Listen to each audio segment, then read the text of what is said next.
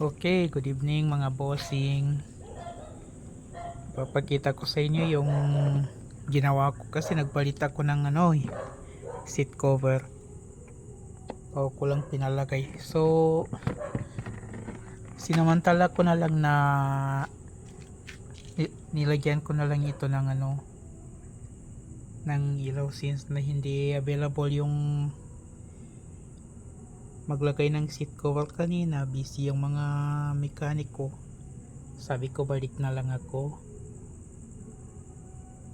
So yan ang ginawa ko. Bumili ako ng dalawang LED. Tapos yung order ko sa Shopee na ilaw sa plate number ng sasakyan, which is 12 volts din. Nilagyan ko ng mga wire. So yan po. So ito naman yung connection niya, yung switch na ito.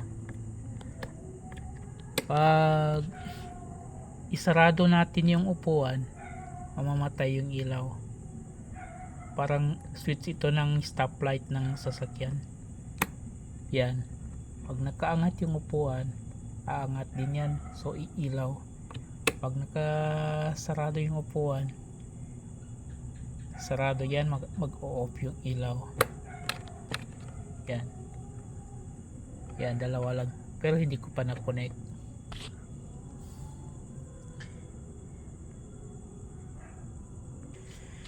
So may 12 volts battery ko dito guys, mga boss. Yung blue positive, yung green negative.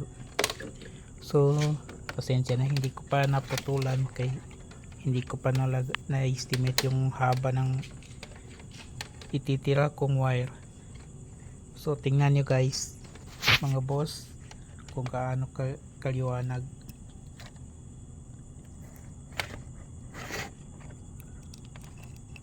Yan. Yung doon sa taas, sakto lang.